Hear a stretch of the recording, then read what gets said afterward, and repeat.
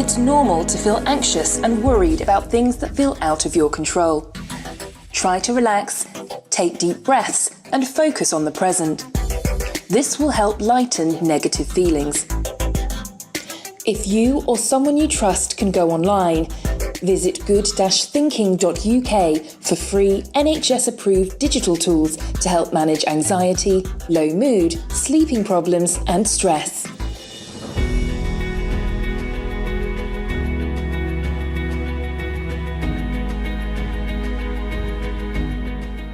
My name's Phil Moore. I'm a GP and I do a lot of work across London to support people to improve their mental well-being. I don't know if you've ever noticed that our worst times can be times when there's nobody else around. We wake up in the middle of the night feeling dreadful, and what do? One of the good things in London is we have a website called Good Thinking that Londoners have free and immediate access to day and night. It gives reliable mental well-being support. It's evidence-based, it's been checked by senior professionals, and better, it's been checked with people who've got experience of having lived with mental health challenges. So it can be relied on. It's not a fly-by-night website. And what it enables is us to access further care where it's needed by providing clear signposting should we need it.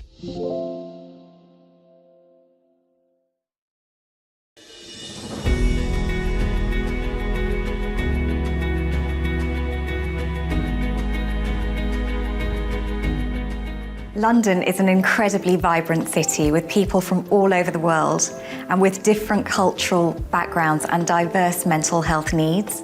The fact that Good Thinking has tailored resources which can help people of different cultural and faith backgrounds with their mental health and general well-being is just one of the things that makes it special and valuable. There are resources and information for those who believe in Buddhism, Hinduism, humanism, Islam, and many others, and this is essential for an ethnically rich and diverse city like London.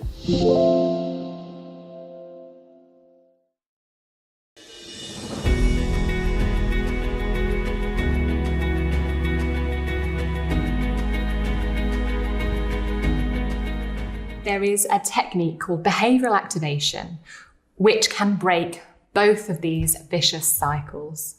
So what is behavioural activation? Well, it's a technique which is designed to slowly build in structured activities.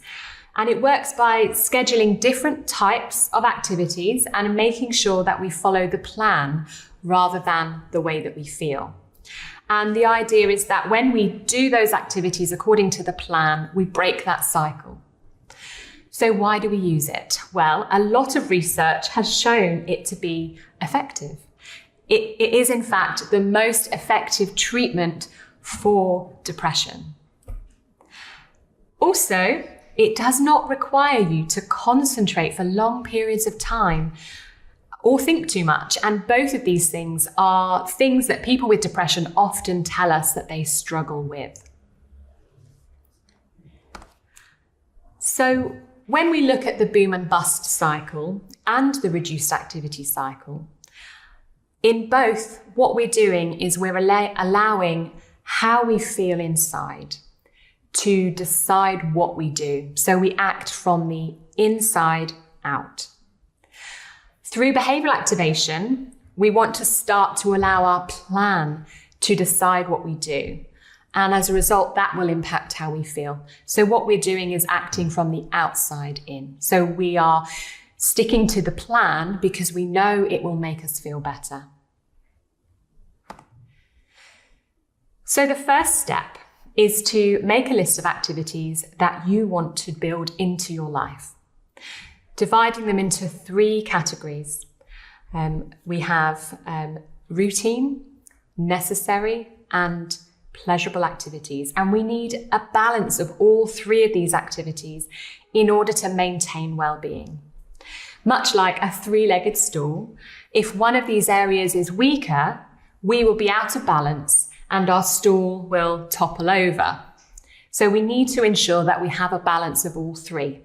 So we start by thinking about all of the things that we maybe used to do that we're not doing now. And we need to consider each 3 of these areas. So step 2, from the list you've just made, is to rate the activities from easiest to the most difficult. So rank them and make sure you mix them up and include all routine, necessary and pleasurable activities. And it's important to think about how difficult it is for you now, not before, when you were feeling better. And I have underlined here some of the things that might actually not be possible for you to do as a result of lockdown restrictions. And so it might be helpful to think a little bit about how you may have to adapt these activities to do something similar now. But I will also talk you through that later on in the session. And once you have your hierarchy, you then schedule your activities, starting with the easiest. So start at the bottom and work your way up to the top. So as you go through the weeks, you will eventually get through to the harder activities. However, if there's a really important, necessary activity that you need to do now, it can be done, even if it's a really difficult one.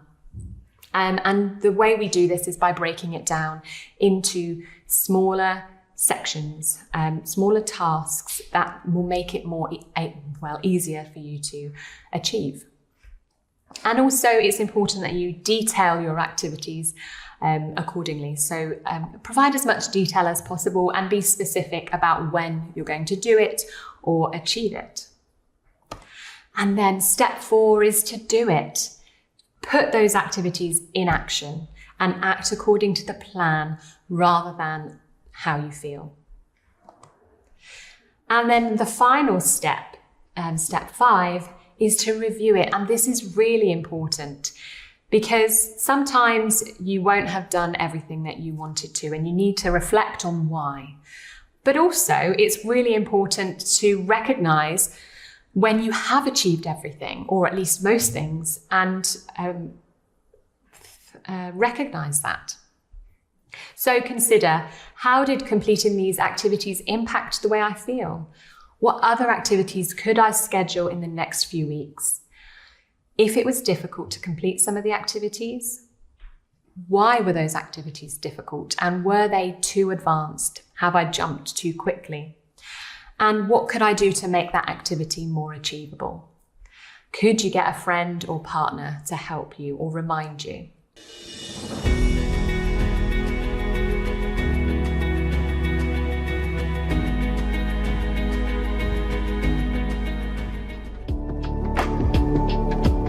Studies have shown that having strong supportive relationships, whether family and support structures, or from a wider community and faith groups, is probably the most important thing we can do to build our resilience.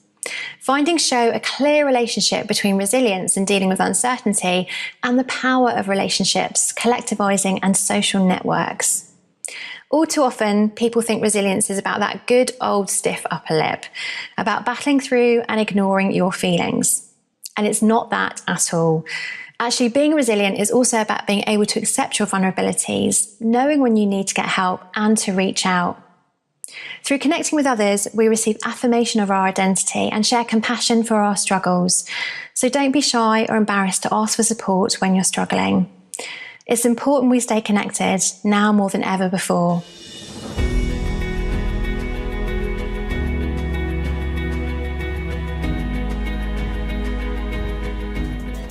Help is available if you are not okay.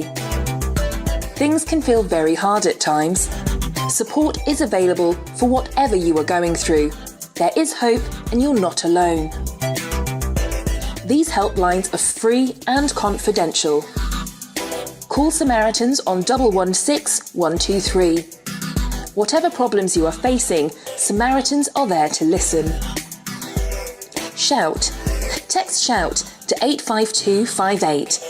This text service for support with any mental health concern will not show up on your bill.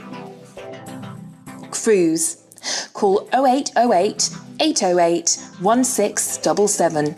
This service offers support and advice if you are grieving or dealing with a bereavement and a loss of a loved one.